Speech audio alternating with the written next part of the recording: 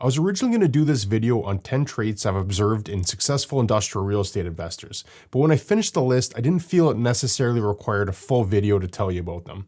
I'm going to post the list below for you to browse at your leisure, but I really want to provide some value in this video and on this channel in general. So I'm going to take those 10 traits and boil it down to the one thing that I think will help you if you're considering investing in industrial real estate. The main trait is to be extremely organized. And to help you get started with your journey, I'm giving you a free checklist that I use with every property that I look at. I'll leave a link to the checklist in the description, and I'm also going to walk through some of the main points on it. So let's jump over to the checklist and I'll show you how I would fill it out. So starting with property title. Let's say that there is a property title for this hypothetical property that we're looking at, and let's say it was dated for the beginning of the year.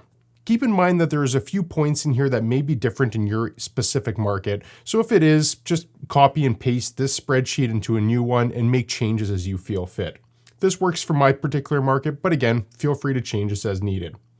You'll see 4 columns in here. Yes, if you have that report available. No, if you don't. NA for not available, and when you actually had that report dated. This is an important point that I want to make because an old report on this can become stagnant pretty easily and less relevant over time. So it's important to note if you have the report available or if you don't, and then when it was dated. Moving on, tax assessment certificate. Again, every municipality might be different on this, but they should have a report which shows what the assessed value of the property was and what the current taxes are. So again, let's assume that we do have one of those, and let's say we had that at the beginning of the year as well. Next on the list is a survey. It's called a real property report in my market, but it's essentially the overview of all the boundaries of the land itself, as well as any improvements on the site. So it'll show the boundaries of the outside of the building, or if there are any accessory buildings, they'll all be showed up on the survey report. Some municipalities will also offer a compliance certificate, which is the municipality verifying that all the improvements are done to the zoning bylaws or to the regulations. If your market doesn't have one of those, or for whatever reason one's not available, then you can put no or not available. The great part about putting no in here is that it gives you a visual reference that that's something that you might need down the road. So again, look at this report as an overview on the property itself that you can look at in one specific place without having to sort through a bunch of different files.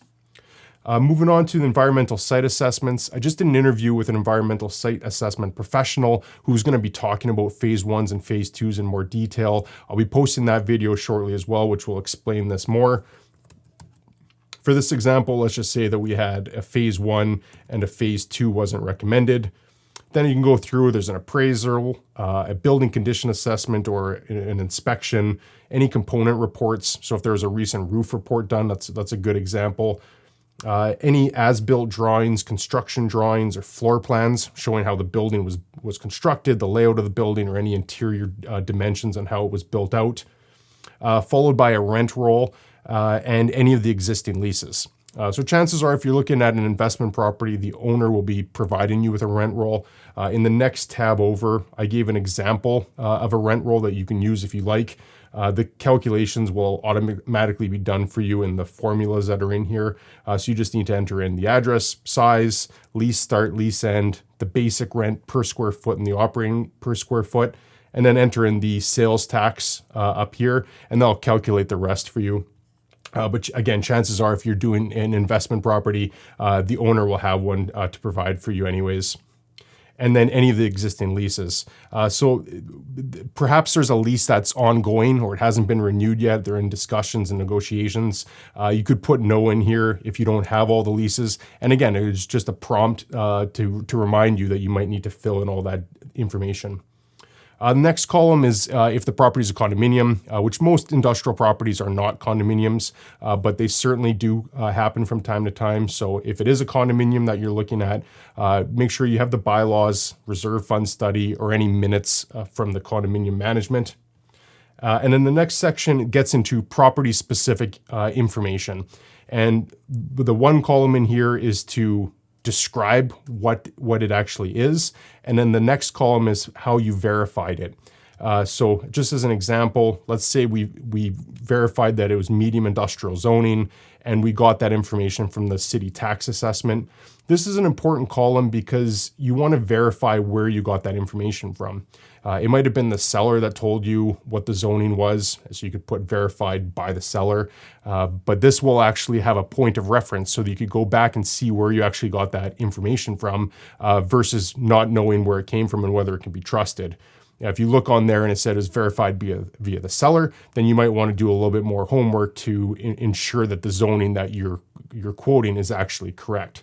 So as you work your way through there, all these points are things that I've talked about in other videos, so it's pretty straightforward.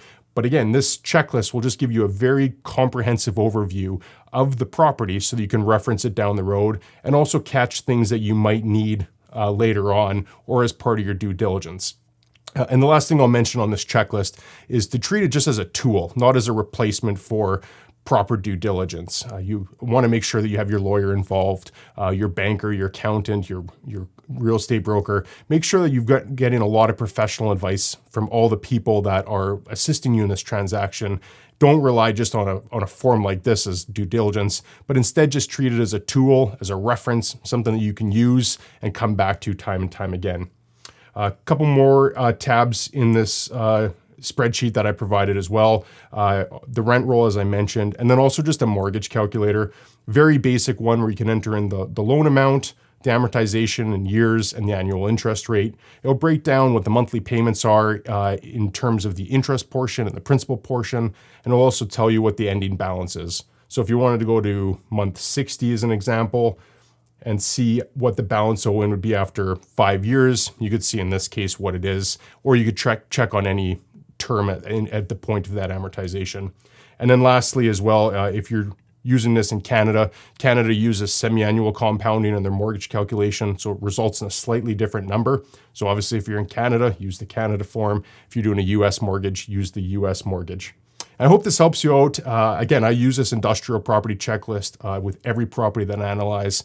And as you grow your portfolio or more time elapses, having a key document like this that you can put in your folder helps you stay that much more organized and gives you a much better chance of long-term success as an investor. So I hope this helped you out. Thanks again for watching. Have a great day.